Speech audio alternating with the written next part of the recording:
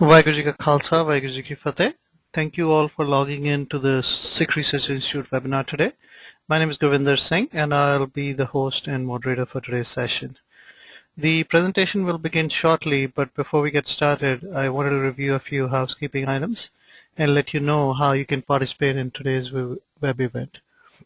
I'll then provide some information about Sikh Research Institute and Inderpreet Singh before handing over for the main presentation. So what we are looking at is an example of GoToWebinar attendee interface, which is made up of two parts. The viewer window on the left, which allows you to see everything the presenter will share on their screen, and the control panel on the right. Within that control panel is how we can participate in today's event. So let's take a look at that. By clicking on the orange arrow, you can open and close your control panel. From the View menu, you can also set the control panel not to auto-hide when inactive if you prefer to always keep it open. The audio pane provides audio information. By default, you may have joined the webinar via mic and speakers. If you click the audio setup, you can select your computer speaker or your headset devices. Or if you prefer, you can join the audio via telephone by using the telephone, and dial-in information will be displayed, including an audio pin. During the presentation, if you have any questions, you can send them to me through the questions pane. Simply type in your questions and click send. Inderpreet Singh will be answering all the questions starting 20 minutes into the presentation, and then a Q&A session at the end. As a reminder, today's webinar is being recorded and everyone will receive an email within 7 days with a link to view the recording. If for any reason you experience any technical difficulties during the session and cannot see the main presentation, for example, please don't hesitate to contact me via the chat panel. If you lose your internet connection or have to restart your computer during the session, you can always rejoin the session by clicking on the URL that was given in your original registration confirmation email. Finally, at the end of the presentation, we will be launching a testimonial and feedback window, and we'd really appreciate it if you can take a few moments to provide your feedback and comments on how the session went and how we can improve future sessions. Now, I'll go ahead and give some background to the Institute and also Inderpreet Singh. Over the last 7 years, SikhRI focused on community development through programs, leadership development programs which have developed visionaries and trained 5,100 worldwide, and educational seminars which have stopped misinformation with a reach of over 300,000 globally. Now the K through 12 services are teaching values and language skills and have served over 41 schools, 500 teachers, and 1,700 students. Today's webinar is free of charge for all attendees, but not for SikhRI. If you get value out of today's session, I strongly urge you to consider donating through the website at www.sikhri.org. So let's begin our session. Your presenter today will be Inderpreet Singh. Inderpreet Singh is a technology professional, but his passion is Sikhī and Panthak-related community projects. He lives in Chelmsford, Massachusetts with his family and serves as the chair of the Board of SikhRI and also a member of the Board of Advisors of Sikh Coalition. Before we begin, I have two short announcements. The Sikh Research Institute is excited to announce the dates set for our 10th annual Civic Leadership Development Retreat. Join us in San Antonio, Texas from August 5th through 19th for an intensive immersion in Sikh culture, language, values, and community through heightened understanding of Bani, Tariq, and Rahat. You will choose a focus for your classroom session from one of the 3 tracks of study, Sikhī 101, Sikhī 201, and Gurmukhi 101. In addition to mornings spent with your instructors and others in your track, the afternoons are filled with group seminars on leadership development techniques, community building, and lessons for activists and organizers. Year after year, the participants tell us that the bonds they form with each other and the instructors last longer after they've hopped on their planes to go home. Though Sidak is a 2-week commitment, it is designed to inspire a lifetime of curiosity and self-development as a Sikh, as a member of your community, and a citizen of the world. Please visit our website for more details, like us on Facebook for upcoming Sidak announcements, as well as to be aware of the resources like the live webinar, which SikhRI is putting out to learners everywhere. We strongly urge you to help make today's session interactive. 20 minutes into the presentation, you'll have the ability to start asking questions pertaining to the slides covered. If you have general questions, we urge you to wait till the end of the presentation. And in the side panel, please state your name, city, and which city you're dialed in from today, and your question. And if you'd like to verbally ask your questions, please confirm that you have a microphone and let me know. Please address your questions to me so I can compile them for Inderpreet Singh.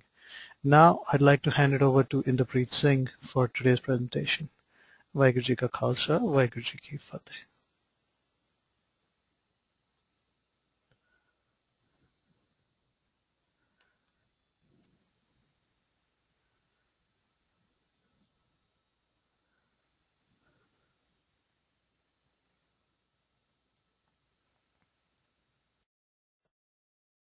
Waheguru Ji Ka Khalsa, Waheguru Ji Ki Fateh. Can you hear me? Yes, we can. Thank you, Ji. Okay. Let me just set up the screen so that everyone can take a look at this.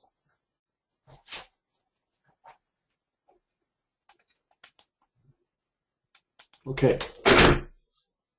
So once again, Waheguru Ji Ka Khalsa, Waheguru Ji Ki Fateh. My name is Inderpreet Singh, and thank you, Gurvinder Singh, for the introduction and all of the details regarding the webinar for today.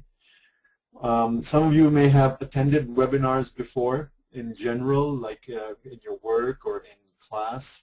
And you know, Sikh Research Institute is one of the pioneer organizations that actually started using the internet in this kind of dynamic way. We obviously have a long way to go with social media, the Facebooks of the world and Googles, but as far as using the webinar technology to do a virtual classroom of Gurmat learning, I've been involved with webinars, of course, at work, and as well as over here with Sikh Research Institute. So I'm actually quite comfortable with it. I understand that there may be some people who have this for the first time. Just think of it as if you're in a classroom.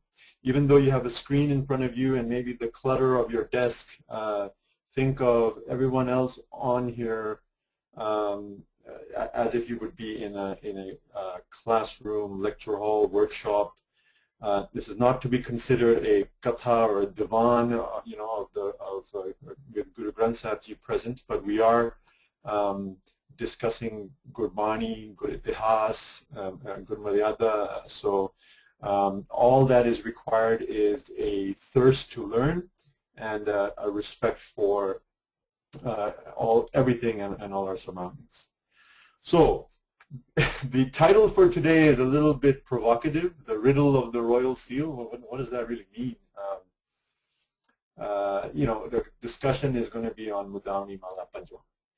It's a very short slok, some call it a slok, that's contained within the Guru Granth Sahib.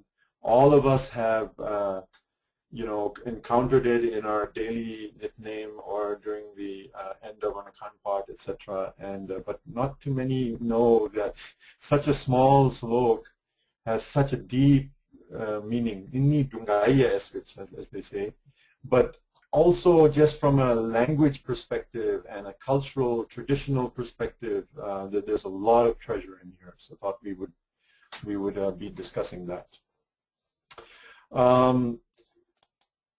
I've been told I have to speak up a little bit, or hopefully you can hear me. So we have done webinars on Gurbani or particular Banis in the past. For example, recently there was one on Japji Sahib.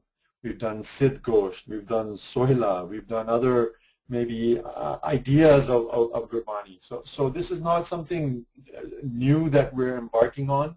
The thing that is new here is that it's a very short, it's just one Shabad. And what's not going to be new is that you will not get the exact meaning of this. me. You will not get all the answers and everything in detail. This is to be considered more of a survey of the different schools of thought on how this is interpreted. What are the, I'm going to touch briefly on the controversies. So if anyone had the expectation that this is going to be about the Ragmala and we're going to take a position, sorry to disappoint you in advance. We'll of course talk about it, and I don't mind taking questions, but at the end of the day, it's about the Gurbani and the interconnectedness of this Bani with all the other Banis in the Guru Granth Sahib. Of course, to understand anything, you got to know the words, the meanings of the word and etymology. Where did this word originate from? The meanings of the Shabad itself, of the Salok itself. But at the end of the day, we want to come back to what are the lessons learned? What are the guiding principles that this beautiful piece of Bani shares with us? So, as Gurvinder Singh mentioned, 20 minutes into it, let me go into a little bit of an introduction of all of this. And once you get a flow for what I'm talking about, feel free to start texting or chatting questions to Gurvinder Singh, and he will be sharing them with me as time goes on. So, like I said, it's going to be more of a survey and more of kind of my personal interest will obviously also be presented over here.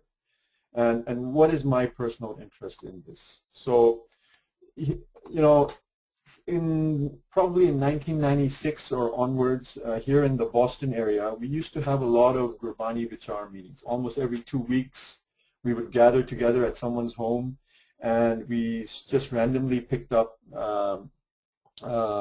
some, for example, Nitnem.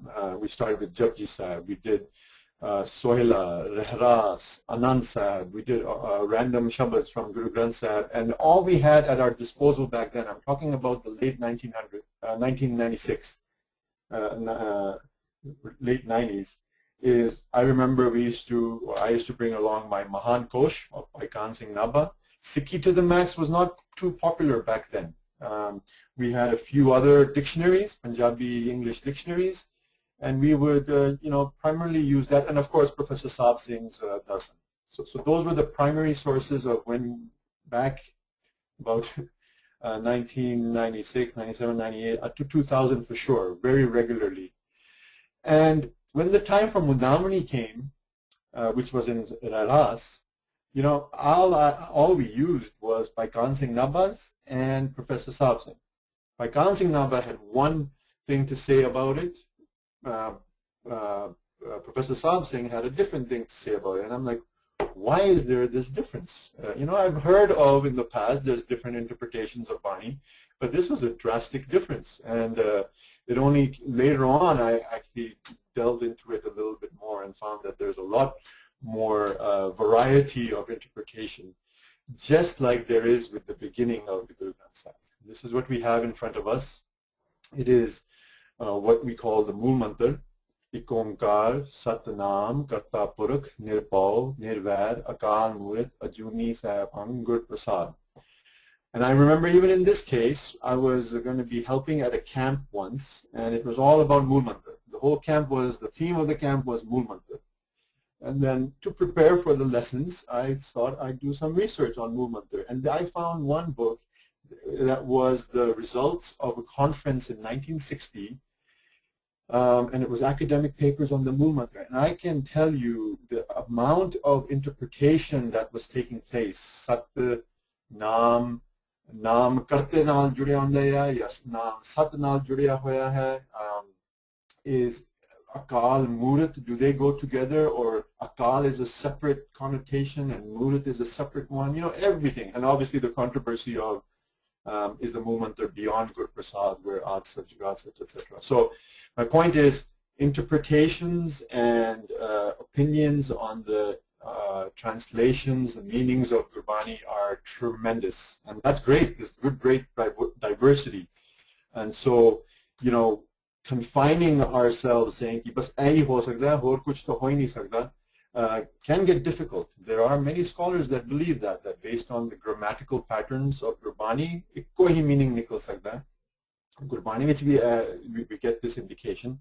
But the purpose today, once again, I'll be surveying it. So the Guru Granth Sahib begins with this vision that there is something, this ikonkar, this one integrative force, and if that force has to be related to, has to be understood, the very first thing is with truth. So Sat is translated as truth. If you go into a more deeper understanding of Sat, truth, it has to do with permanence. So permanent, jada sthir rehne wali cheez, so that doesn't change at all.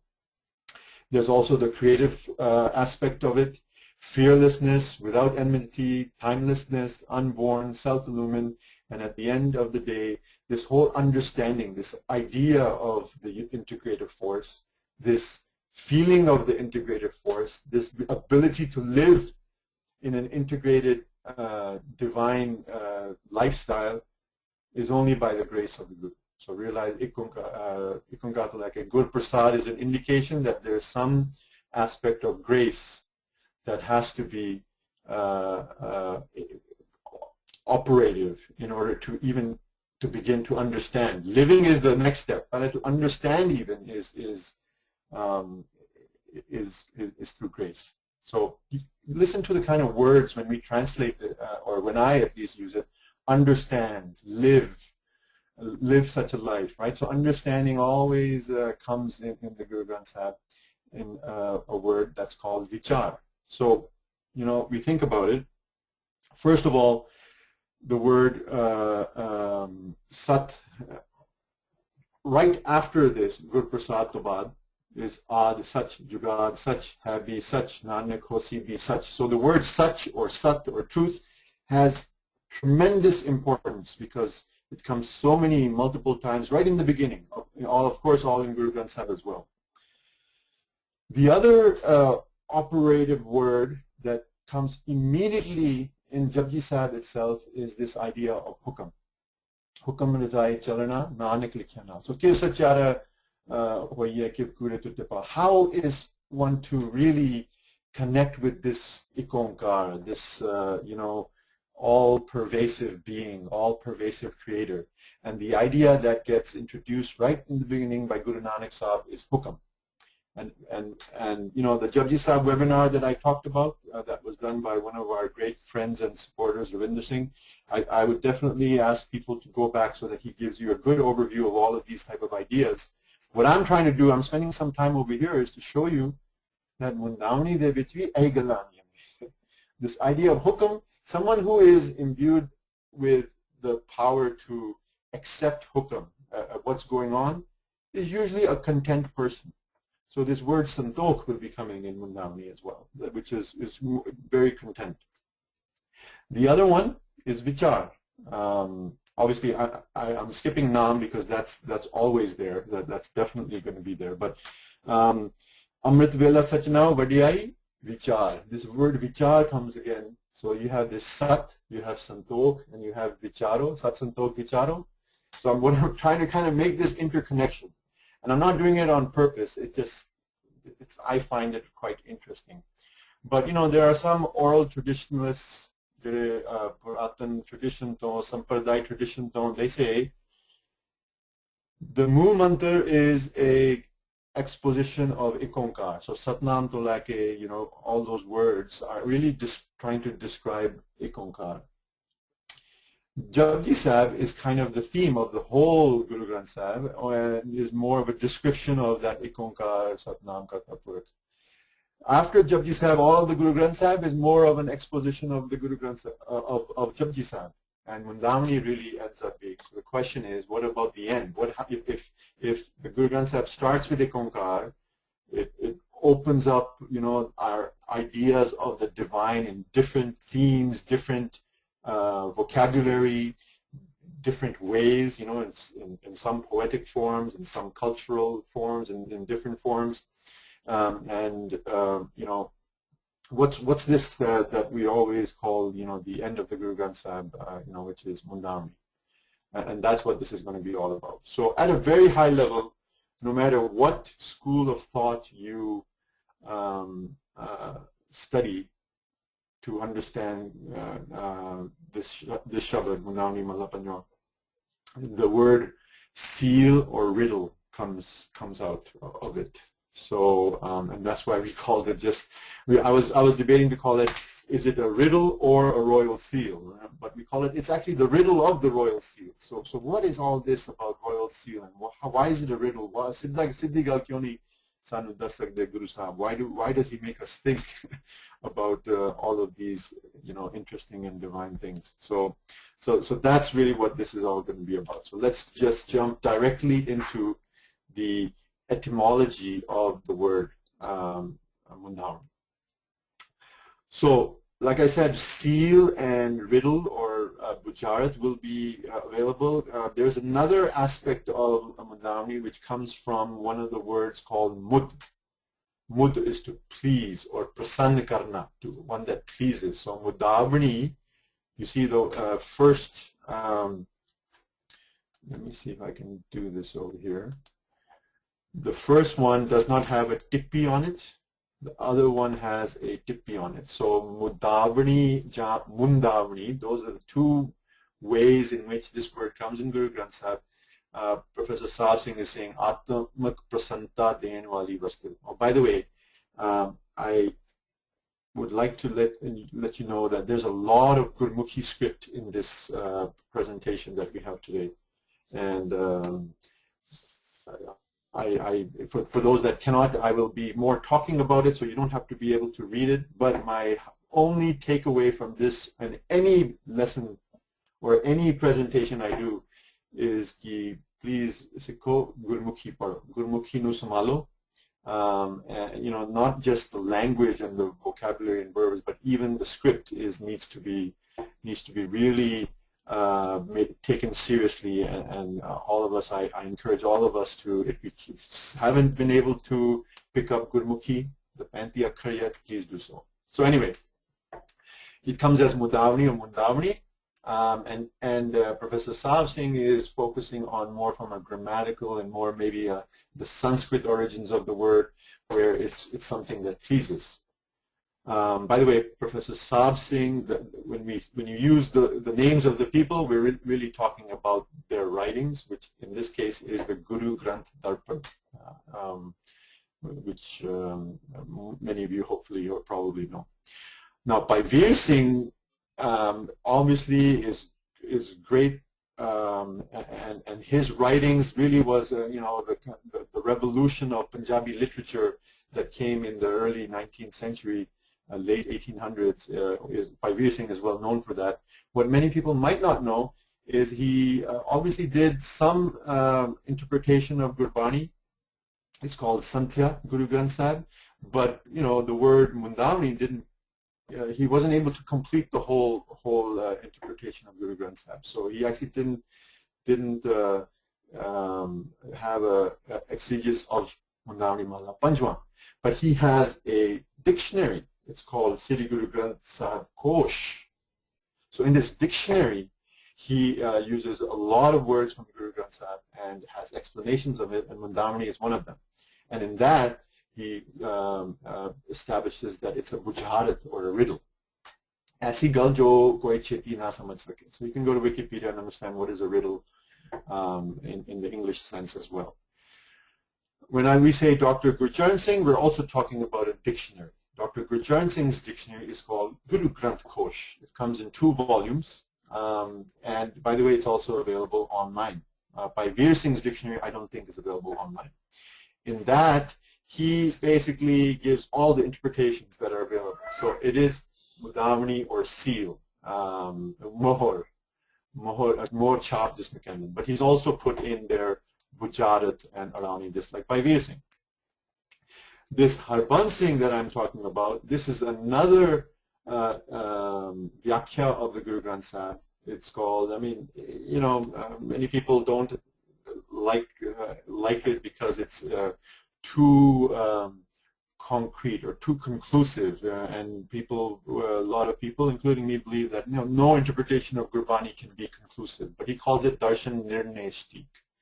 Anyway, in that he gives also very survey-oriented type of interpretations, and in there he leans more towards Professor Sabad Singh's interpretation, but also talks of it more as a bujarat.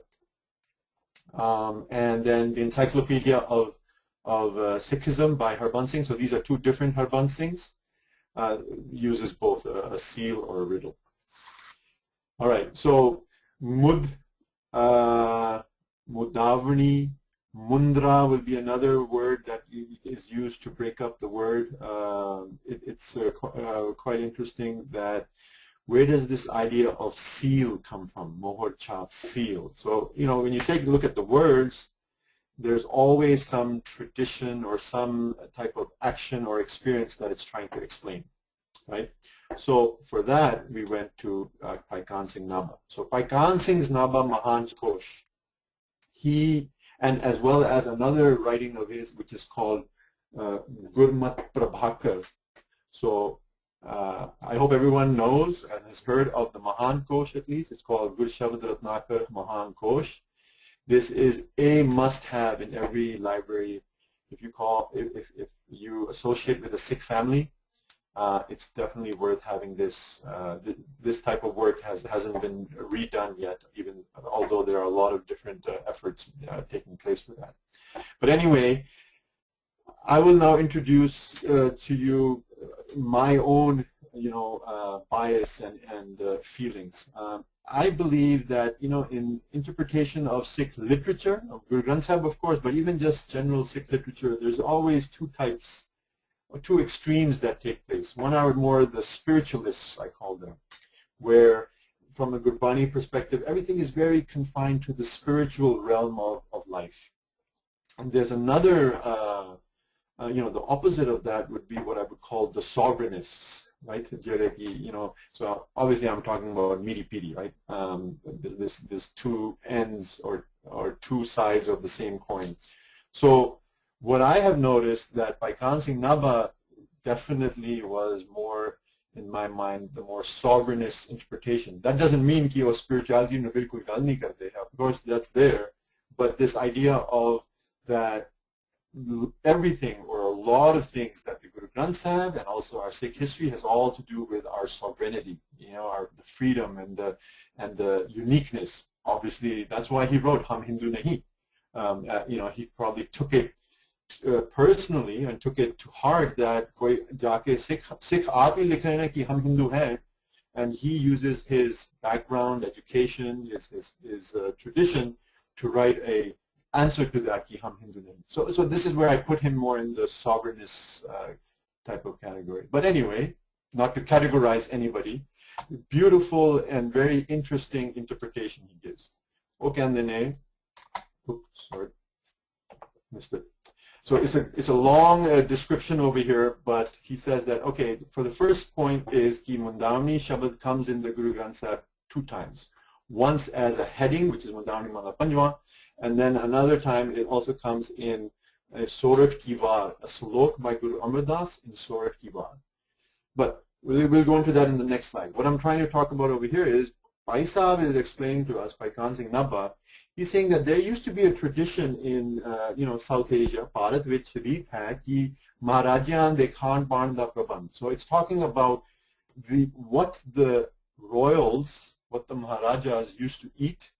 This would be taken care of by a very well trustworthy individual, some type of sardar. And what they used to do is after the food, all the different things were prepared, they would wrap up the food in a very colorful cloth, rumal. They used to tie it up. And after tying it up, you've seen the wax seals of, it's in many cultures, not just South Asia, where a wax piece with the mohor chop. So it was really like kind of the ring that the royal used to wear. If they push it into wax, that's where the seal would be imprinted. And if that's broken, that means, okay, someone opened the food and maybe put poison in it. But if it was intact, that means that the food is safe and intact and no milavat, nothing has been put in there. So this was the tradition.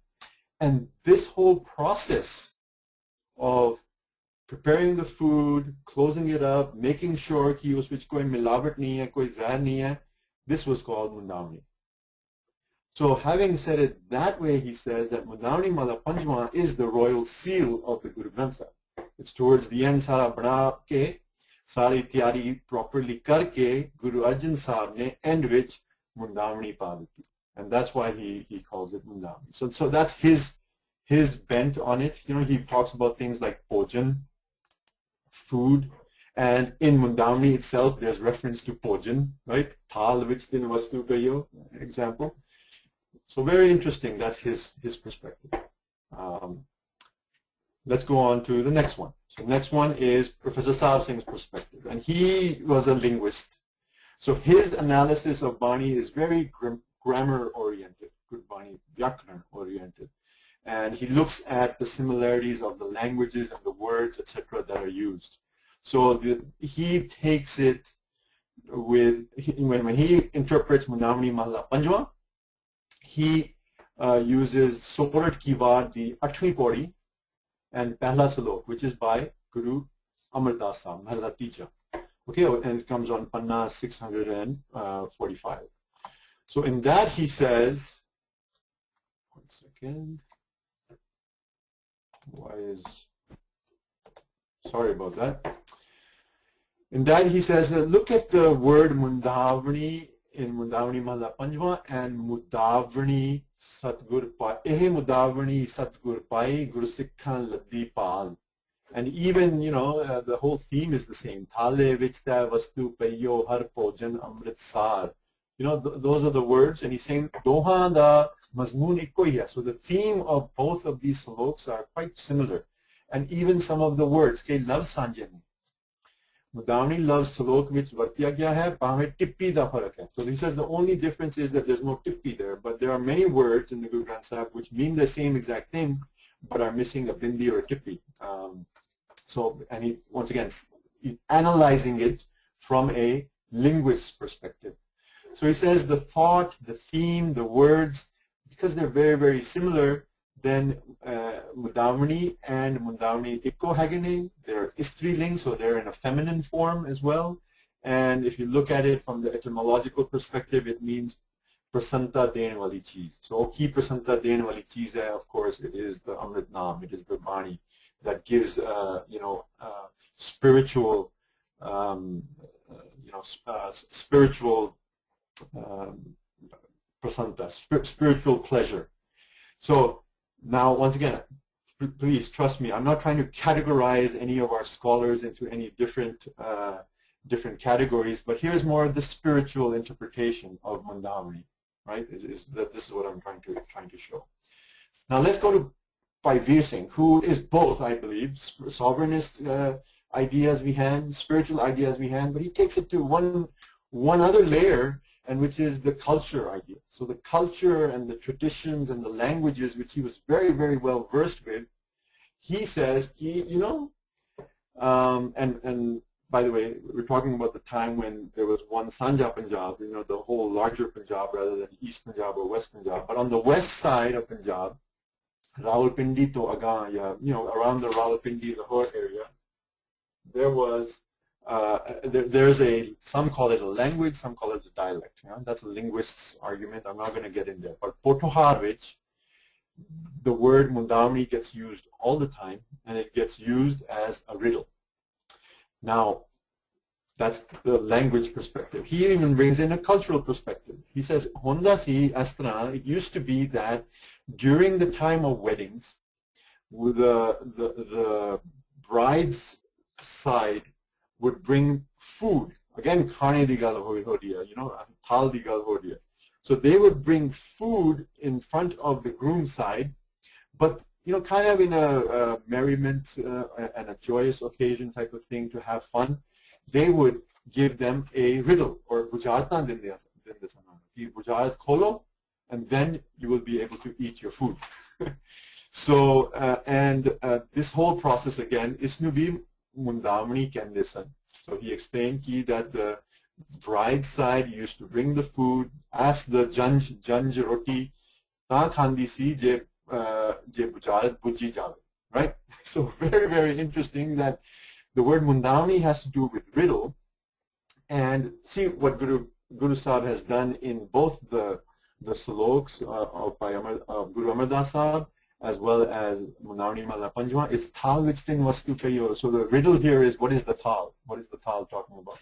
He says that even nowadays, he's talking about the early 1900s, in Potwar, when someone doesn't speak straight up and is speaking in allegories or he says, Mundavniyan kyon payo siddhi gal dasso.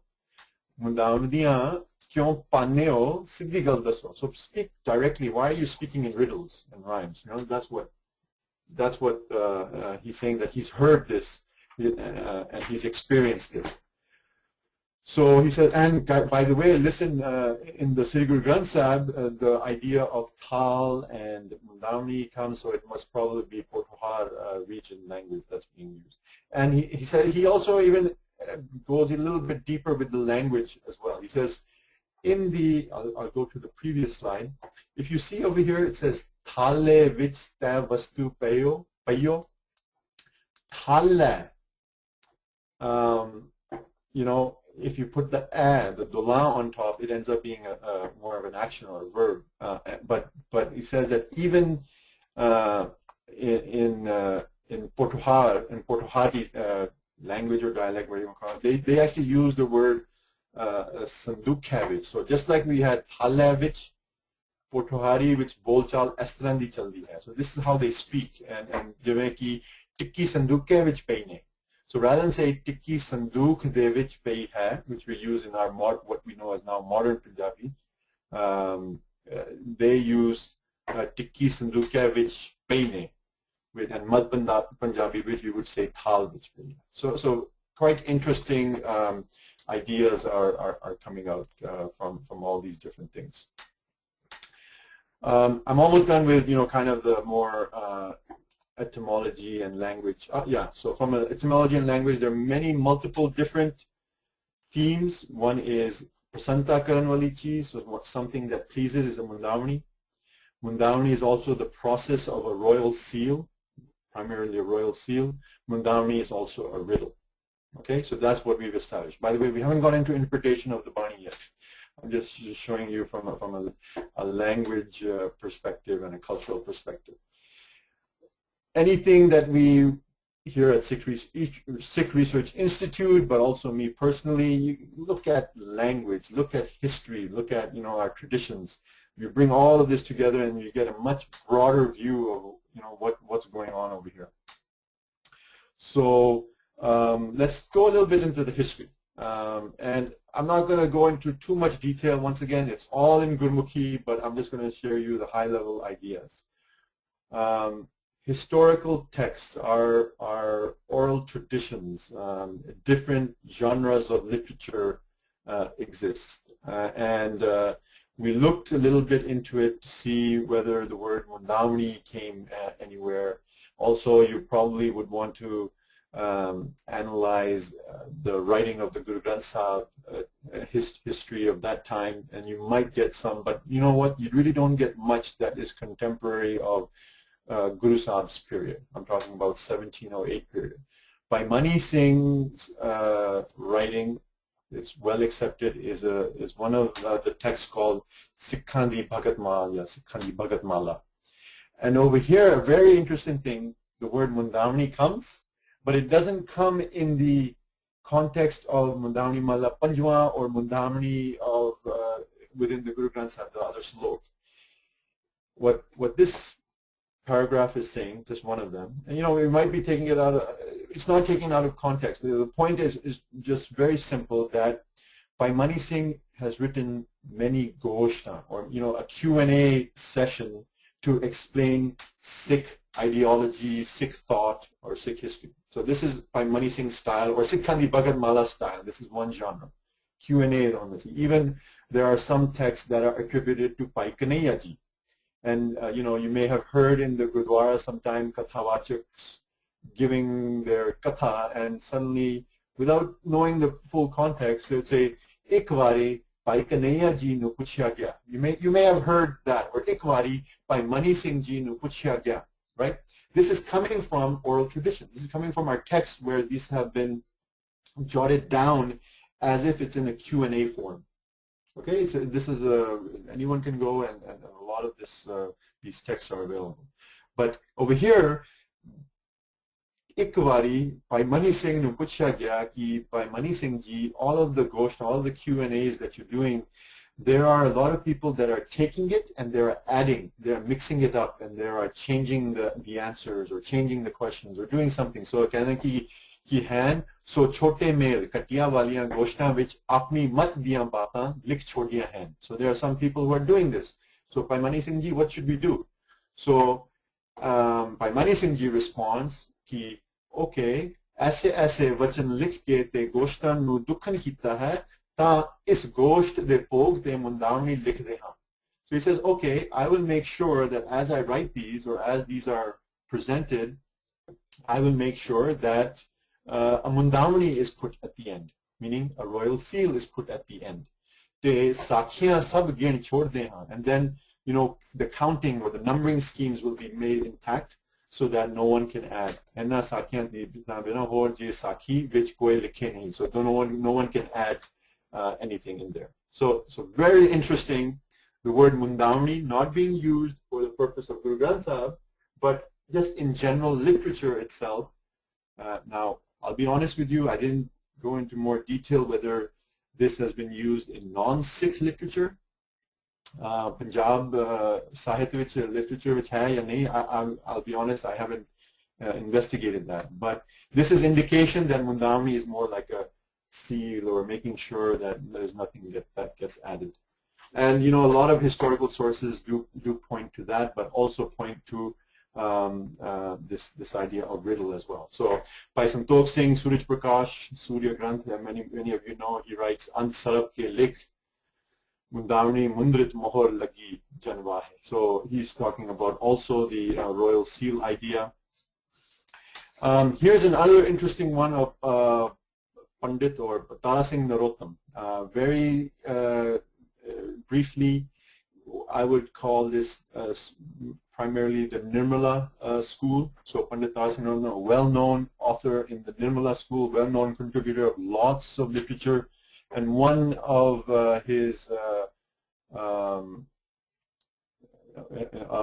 pieces is the Guru Granth Kosh, and uswich I have to actually step back. So there's another, I don't know if it's a webinar we've ever done before, but we have as part of our educational packages, especially for the more advanced ages, we have something called, which is Gurbani Diya Vyakhya Pranaliyan. So the interpretation systems of Gurbani's Vyakhya. And based on a couple of texts, we put this together. It's really to share with everybody the ideas of interpreting Gurbani and what the diversity and variety that exists. So in the Nirmala school, you will find always that any type of shabad is somehow or the other attached to some type of historical event. Ki o Gurbani di jehdi vyakhya hai, o sakhiyan de naal, o jod dinde ne. So it's always somehow or the other attached to a sakhi or a story in the life of the Guru. So Guru ne, at this moment when someone was asked, this is what they responded, and the Guru Baba said such and such. You'll find this, for example, in the Janam Sakhi tradition, where when some encounter Guru Nanak Sahib was having, and then the response, Guru Sahib says, Mardaniya Rabab Chair Bani Ai. So so that whole some type of Sakhi is going on, and then the Bani comes. This is a kind of a system or a tradition of the Nirmala school so far. And Tara Singh Narottam was one of their very senior members, and he talks about the fact that Guru Arjan Sahib Ji ne actually koi thal si. It was during the time of the wedding or marriage of Guru Arjan Sahib. Istriyon ne janet ki thali aabandi, us banne ka naam Mundawani hai, mundan se Mundawani naam bana hai. Sri Guru Arjan Sahib ne thal vich tin vastu paya ityad path kita. So they're relating it to, he actually did this. He actually ucharoed some bani, and that's what gets put into the towards the end of the Guru Granth Sahib. So very, very interesting. And so all of these historical sources are leaning more towards seal, but there was in another section where it was not only a seal that you put on this food, right?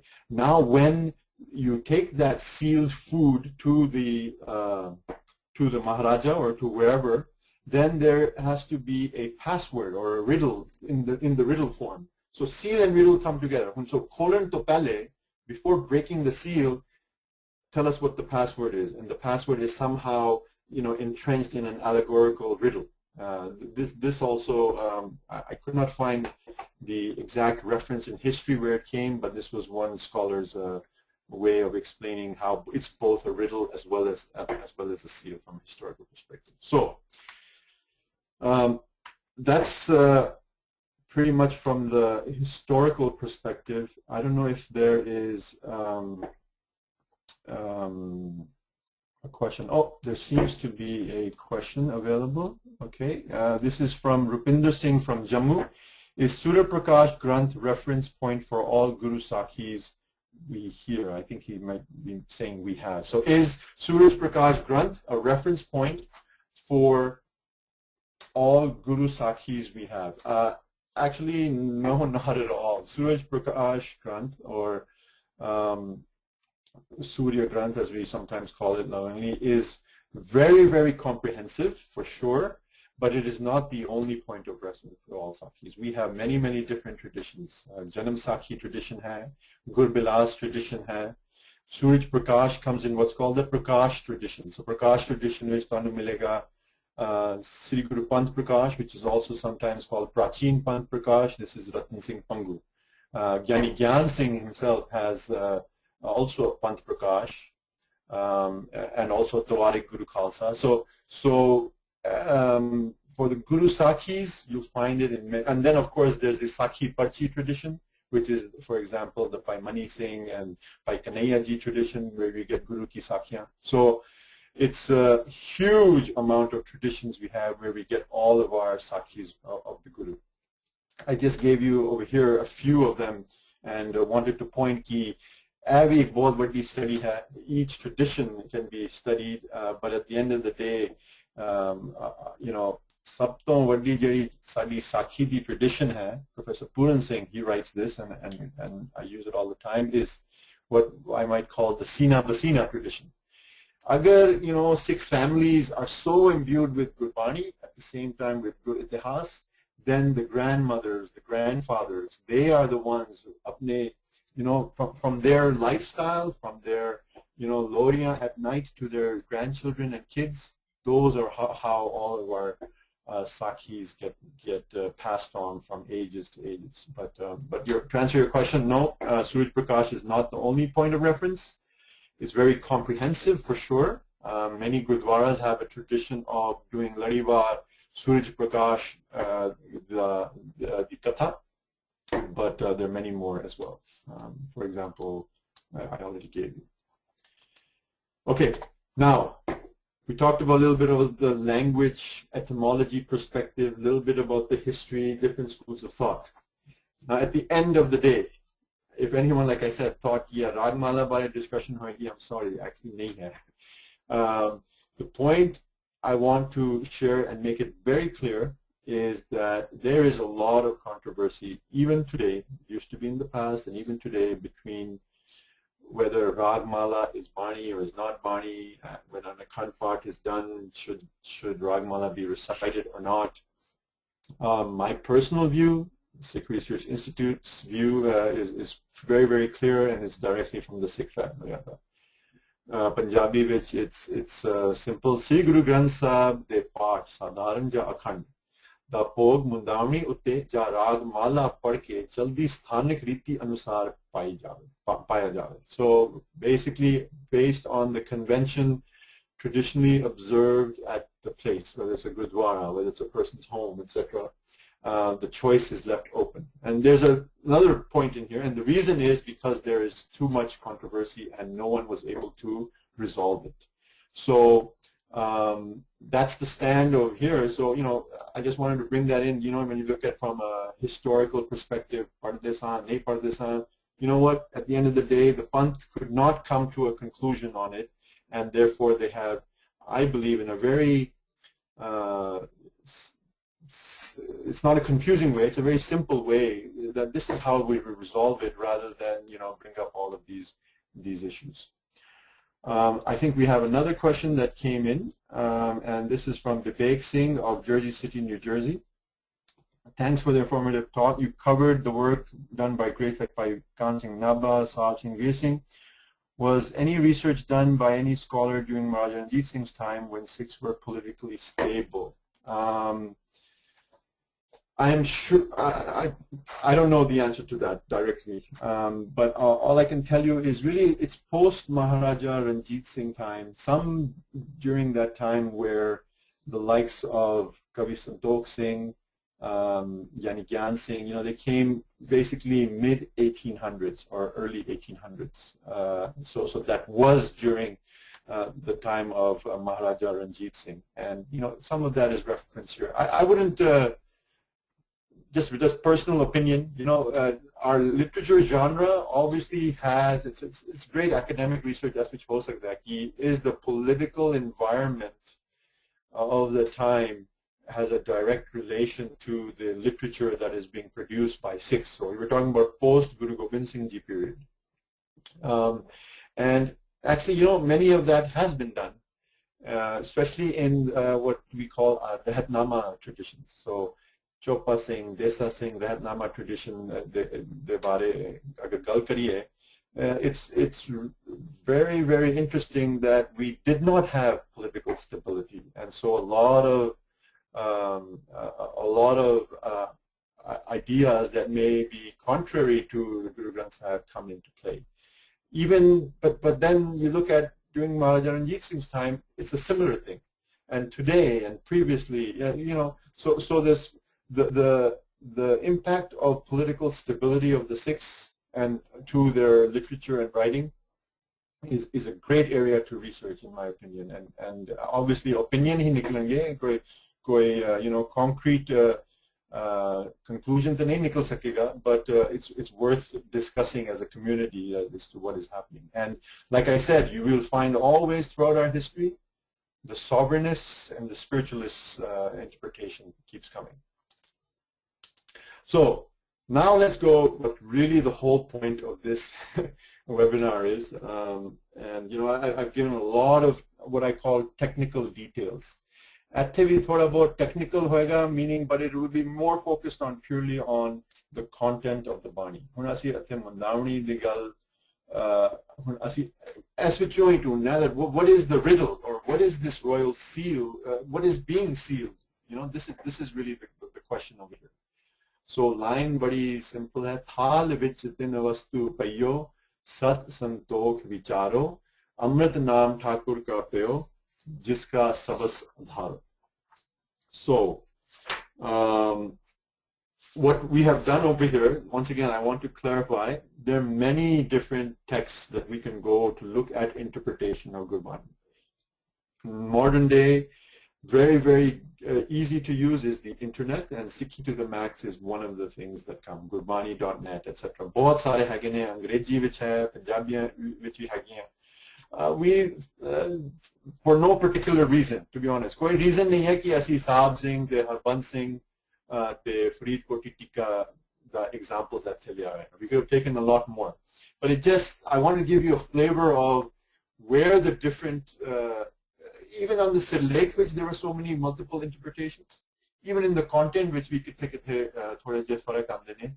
Our goal will be to really come above all that and figure out what it is for ourselves. Professor Sahib Singh, one of the greatest differences from many others is that the thal that is being talked about, thal literally means platter or plate or a tray, whatever. Thal keri hai, he interprets it to be us de hirde thal vich. So he's talking about the human's heart. In that, there are these ideas of Sat Santokh Vicharo. So, Ucha Acharan Santokh and Atmak Jivan Disuj. So basically, reflections, reflection, contemplation, etc. By Harbans Singh, he looks at all of them and he says that, it has to be the Guru Granth Sahib. It can't be be the Hirda.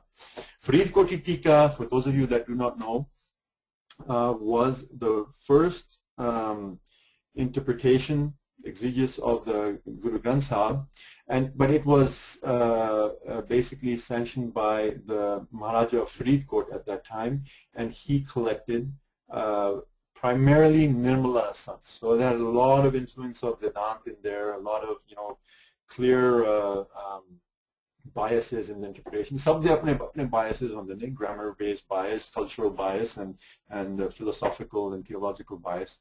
But Faridkoti Tika says, of course, this Thal is the Guru Granth Sahib group, and the three Vastus over here is what's different. So in the case of Professor Sabad Singh and Gyani Harbans Singh, it's Sat, truth, Santokh, contentment, Vichar, reflection, contemplation.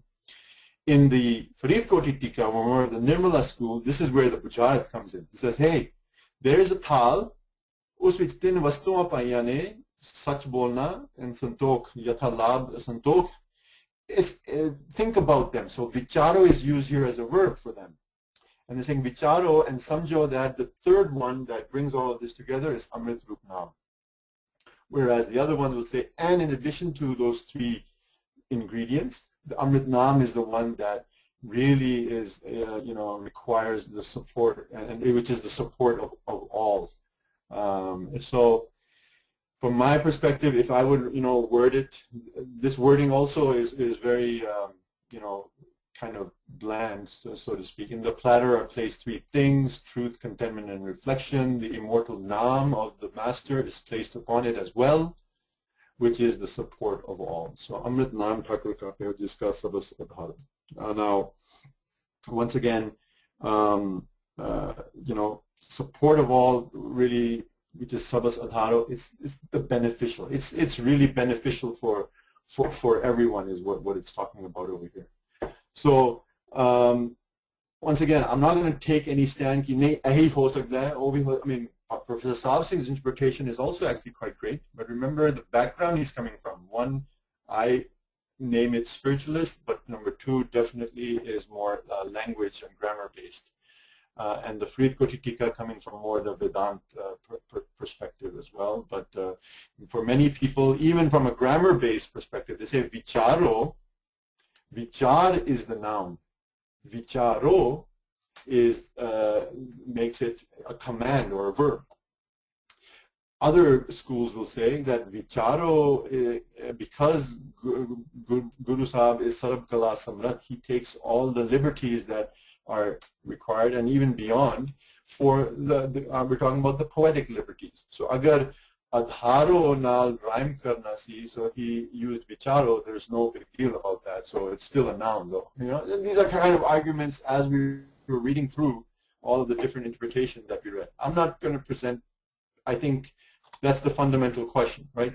It's the riddle. This is where we individually, which attributes of Vaheguru do I really primarily connect with? Or can I connect with all of them? If agar priority menu karan di lord hai, to kis vich priority kara? Sat Santokh te vichar vich kara, Sat Santokh naam vich kara, or all of them, Sat Santokh vichar and naam. It's not for me to tell you ki ahi ho sakta hai te ahi gurbani vich darj hai.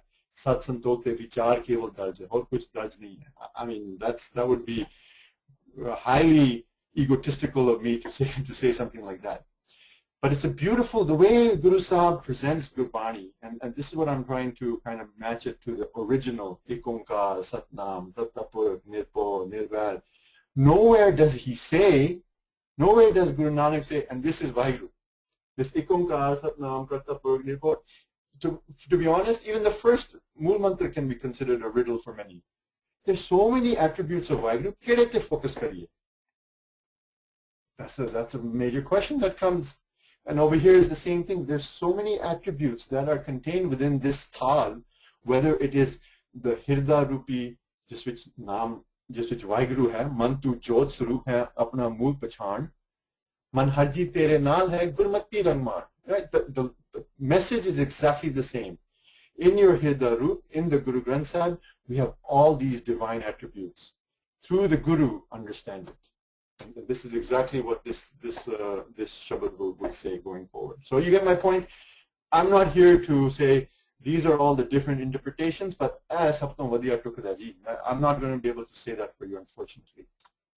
So let's go forward. I think this is another interesting one. Jeko khave, jeko punche, tiska hoy udharo, e vast taji nah jaye, nit nit rakh utaro. So we're talking about the thal. So thal which definitely has an interrelationship with food. So literally it says one who eats and enjoys. Okay, khana, the matlab hai eat, consume, and punche, the matlab hai digest, or actually relish. Like I don't mind roti, sukki roti, but I relish parantha, right? So I eat everything, no problem, but parantha hai the minimum bada enjoyment bhi na handa. So this is these three things, or this vastu, all brought together. Whoever eats and consumes and enjoys it, they will udhar. Okay, so udhar over here means many different things. And this is what Sahib Singh says, for example, vikara to bachao ho janda hai. So from all these bad thoughts, if someone eats this bhojan, then they are saved from this. So this negativity of life in general, agar keh diyo. Harbans Singh looks at it, I'm sorry, that should be Harbans, I have the wrong spelling here. Sansar Sagar, so that he brings in the more traditional South Asian or Bhakti thought of this Sagar Par Utariya idea. So Sansar Sagar to Par Utara ho janda hai. And of course, Farid Koti Tika will say Tiska Udhar hota hai. But they have a very interesting interpretation of punche as well. So khave is to eat, punche is khilanda hai. And this comes from the idea of aap jape avre naam japave. Jo Nanak tur mange tis gur sikhi jo aap jape avre naam japave. That's the type of ideal being Guru Sahib has explained in previous areas of Gurbani. So Reed Koti Tika wale kehande ne ki khave te punche has to do with eating and feeding. Once again, pure interpretation, which is what all of these are available to us. There was another area that I read when I was reading about this. I really liked it. It says the consume or eat is equivalent to adopt or deliberate. So these ideas of sat, santok, vichar, or even naam, it's as if you are adopting it, you are bringing it into your life.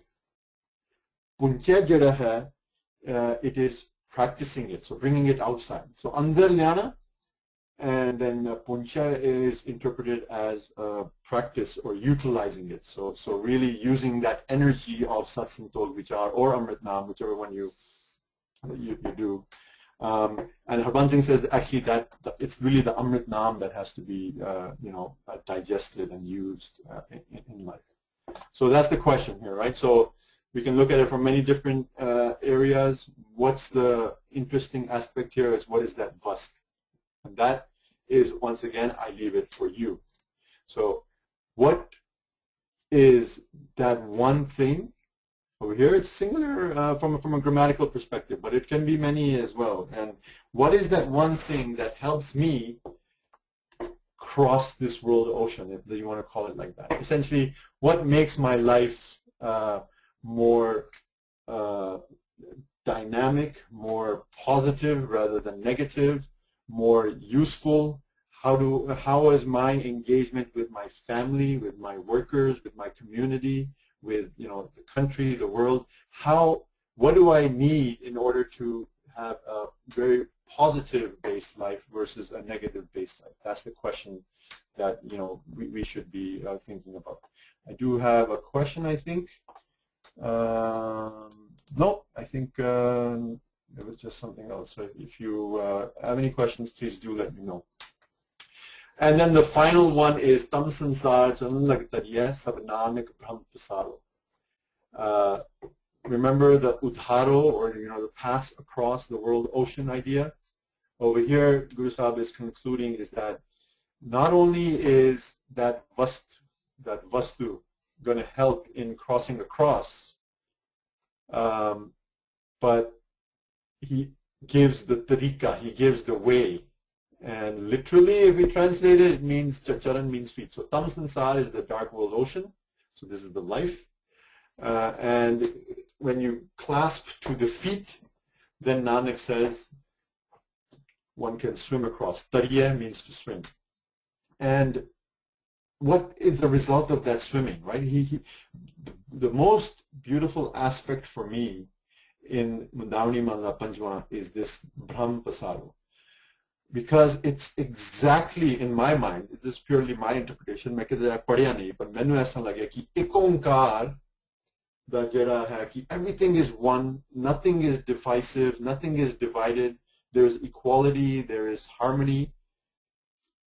Once someone has understood and has eaten, has consumed, has brought it in their life, has been able to swim, the realization is everything is one.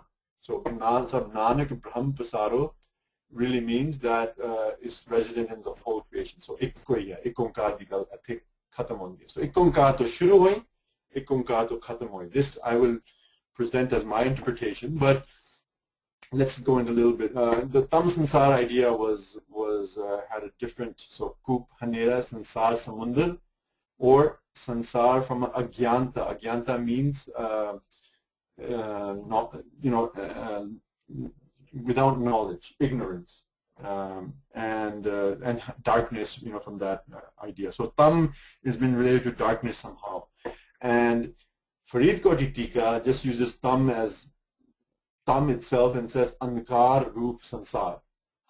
So just for interesting, this is also a technical matter, but what is tam? What is tam sansar? And primarily been translated as Maya. Maya has, this is well accepted in different interpretations, that Maya has really three aspects. So now, when we say illusion, I don't want to give the idea that Sikhī has somehow said more like the Buddhist and Jainist sense, the illusion, everything is false, there's nothing real in this world. This goes directly. That doesn't make sense from a Gurbani perspective. It says, "E jag sache ki hai kothri, sache ka vichwas." So there's reality everywhere. The problem is our disconnect with reality, where we think of the temporary things to be permanent. That is when Maya is operative in our lives, in our mind, in our world.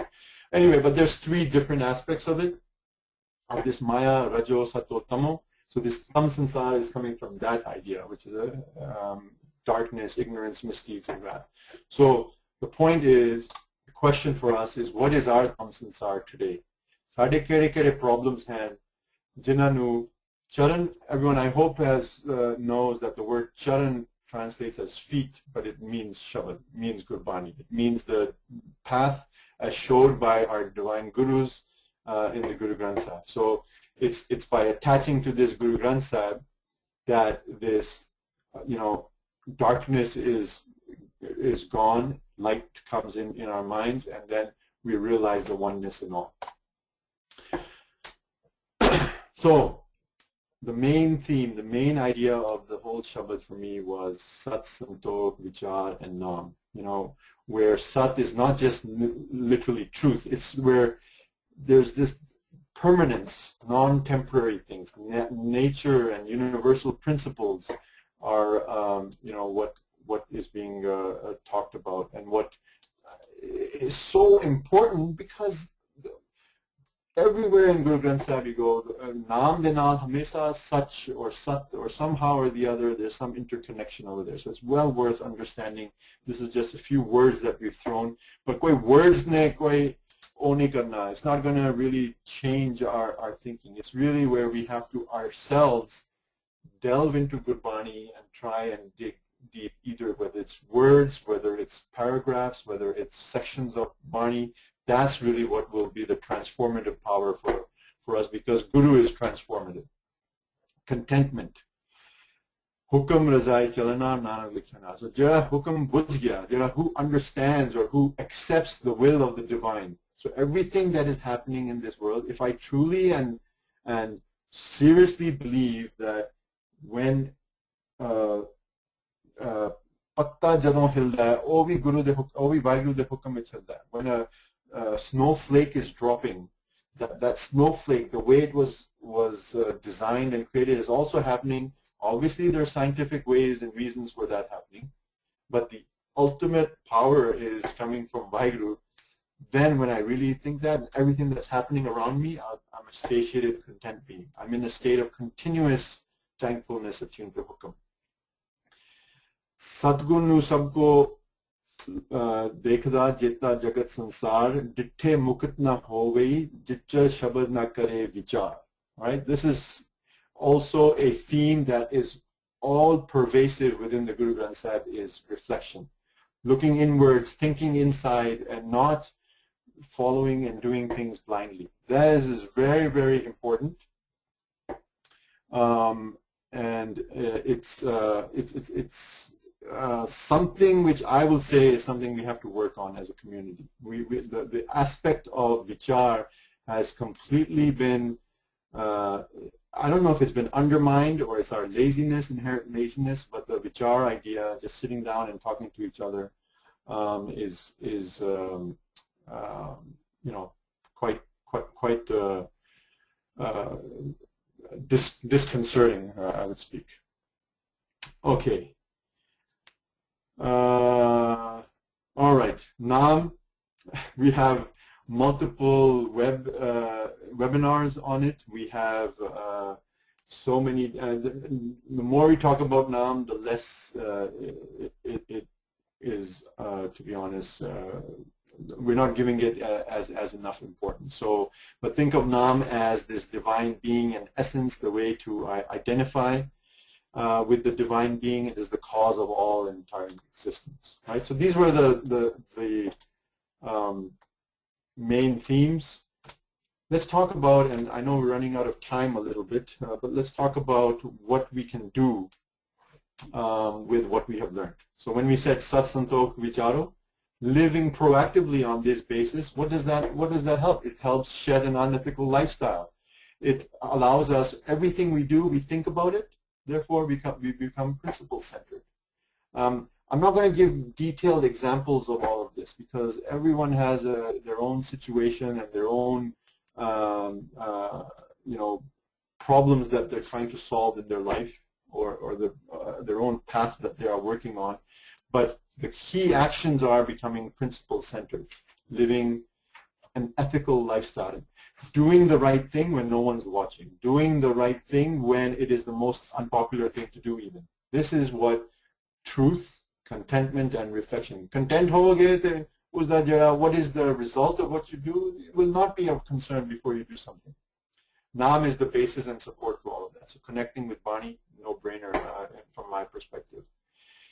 And Professor Puran Singh, you know, when he talks about Naam, he calls it a culture of Naam. And Mudavani Mahala Panjam, which we Naam Bare Hai, Naam, right in the beginning of Moolmantar as well. So basically, everything and anything we do in our daily life has to somehow integrate the learning from Gurbani.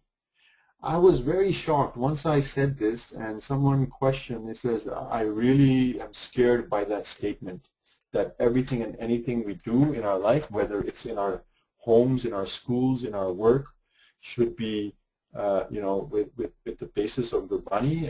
And someone didn't really quite get that because they were afraid that we become extremists. We become, I don't know, somehow narrow-minded. But if the interpretation of Gurbani is broad, the Gurbani should be broadening our horizons rather than narrowing our horizons. You know, the idea of acceptance and equality is all over that. So I really strongly believe that everything and anything in our daily lives, if we can take that from our Gurbani, from episodes of our Guru's history and from our traditions and disciplines, it would be great. This dark world, whatever one considers to be the dark world, where do we get direction from it? once again, divine wisdom, charan lagtariya, right? So based on Gurbani and its huge treasure of how to live your life, that's the action, that's the direction that has been given in the Mudavani Mahala Panjwa. And at the end of the day, जिस तरह एक ओंकार है, जिसमें कोई दूजा नहीं है, दुबदा नहीं है, there's no duality. This is what, at the end of the day, the ideas are. So just so you know, right, these 5 principles are, we get them from Satsantok Vicharo, Amrit Naam Thakur Kapeo, Jiska Sab Sudharo, Jeko Khave, Jeko Punchayat, Jiska Hoy Udharo, E Vast Jina Jai, Nit, every day, Rakudaro, and Tamsansar Chan Lagtariya, Sab Nanak Brahm Pasaro. So shed any groupism, the segregation tendencies, working for the common good, those are really what's the conclusion we have? Wow, interpreting Gurbani it's huge. It's not easy to do. It takes a lot of time and effort, but it can be done. We have all the resources available there for us. Right? I mean, that wasn't the main point. It was a survey of the different interpretations of Mudavani Mahala Panjwa, but I'm just going to leave this there. I don't have to work it through. Really, what we wanted to do today is talk more about the message. Unfortunately, I had to rush towards the end on that, but some of these ideas is what will, sustain us. What I'll say one thing for concluding. If Ikonkar, Satnam, and Mool Mantra, the inni interpretation, so many varied interpretations ho sakte hain. If Mudavani Mahala Panjwa, there's so many varied interpretations ho sakte hain, and people focus on that. Imagine the other 1,420 odd pages of how much more work is required for us to do, to go through all of that and really try and digest all of that. So this was just a sort of a glimpse that we wanted to give, and I hope you got a good survey and a good glimpse of that. There were 2 things that came up, but I'll take this one. It says, okay, Yadvinder Singh, Delta BC. Ragmala can be read or not at the end as per the Rahat Maryada, but what should be an ordinary Sikh stance on it? Where to end path, Mudavani or Ragmala? Good question, but to be honest, I think the answer, the Sikh Rahat is not for special Sikhs. The Sikh Rahat is for all Sikhs. It's for ordinary Sikhs like you and me. And what the drafters of the Rahat, they took all the different Rahats that were available, and what even the Guru Granth Sahib gives the Sikh, allows the Sikh to be responsible for their own actions. So if you look at it, and there's so many different, I didn't go today into the controversies between Ragmala and whether that's Bani or not. So in order for you to make your choice, whether you want to stop at Mudavani or not stop at Mudavani and go towards Ragmala, that's going to be a choice that you as an individual can make. I'm not saying have to make. For me, I've been in Akhand parts where Ragmala was read. I've been in Akhand parts where Ragmala wasn't read. By the way, I forgot to mention from the Sikh Maryada perspective, sorry, we should have put that in there just to clarify, maybe because some people might not know, is that one of the things that was very clear, and you can read it, it is in chapter 7, article 11, is that no Guru Granth Sahib will be published or will be published without the Ragmala in there. Okay, so the drafters said, even in the beginning when they said, okay, Ragmala Parnani, there are some groups that agree ki Ragmala Parnani, but they also agree ki Ragmala Kadnani, so not to take it out, because there's just too much controversy around that. So my point is, this has gone through so many different angles of discussion, and at the end of the day, ordinary Sikhs like you and me have to also make our ordinary decisions, which one we want to go with, which one not, but not to make it an issue. the issue is not to be the focus of our existence when we're in a sangat, even when we're there individually.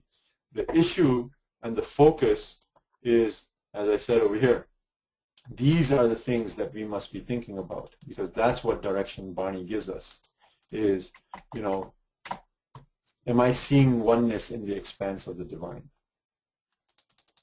I hope that kind of answers your question. Any other questions that might be out there that people were interested in about?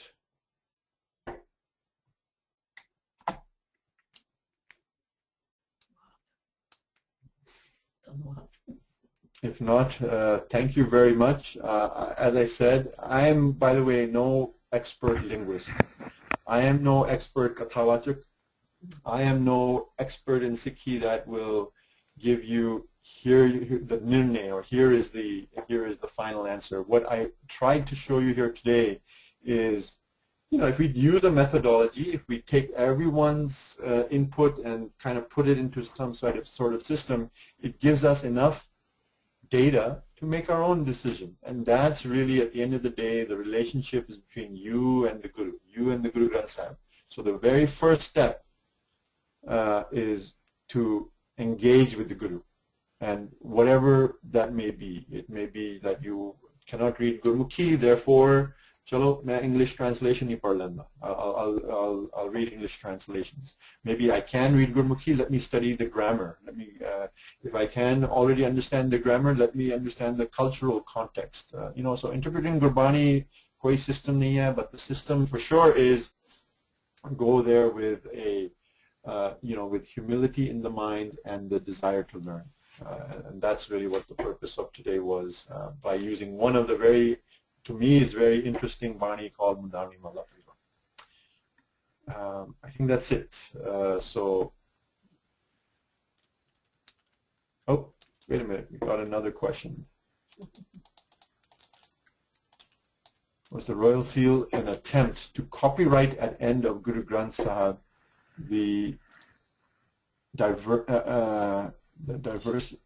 was a royal seal an attempt to copyright at end of Guru Granth Sahib the diversity of Banis embedded from various faiths?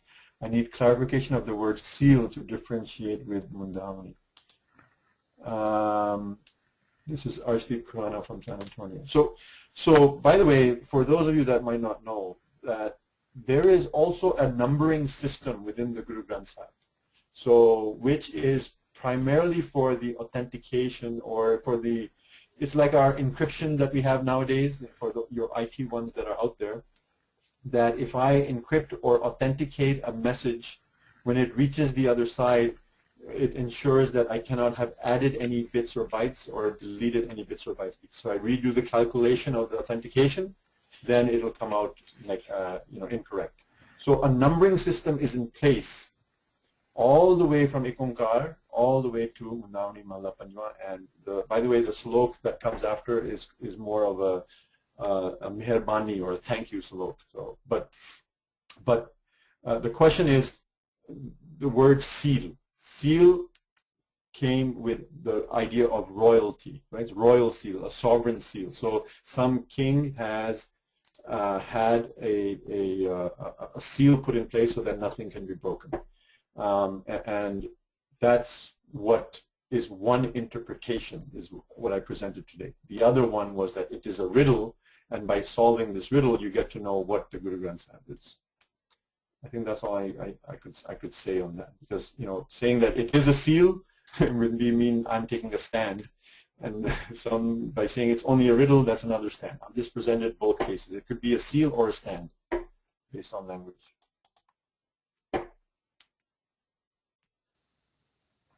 Gurvinder Singh, is there any more questions? No more questions. I wanted to thank Inderpreet Singh for a very informative session, and everybody for their participation and questions.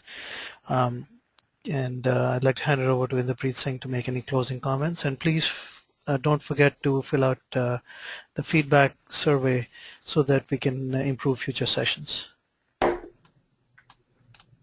So I think I've kind of made my closing comments, but I'll go ahead and also request from kind of my role as the member of the board of directors of Sikh Research Institute. So we have plenty of material like this because we have a lot of supporters and a lot of our staff as well are available to share with you subject matter that is of interest to you.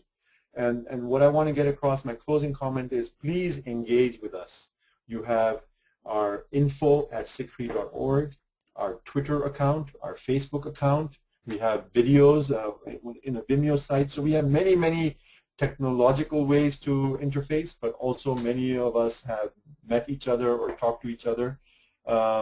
We really want to create an open environment where we take in your input and you know, give our output based on that. So this year, as this is the first webinar of the year, in either of our programs, by the way, but in webinar especially, because this is I think brings a lot of different people together and a lot of different subject matter together in a very convenient form. So I encourage you heavily to please be very vocal with your comments and your feedback, and with the hope to improve and provide to you the material that you are really primarily interested in. I think that's, I'll stop over there. Thank you, Jim. Thank you very much, everyone, once again. And I will go ahead and launch the feedback session, so please don't forget to fill it out. And Vaheguru Ji Ka Khalsa, Vaheguru Ji Ki Fateh.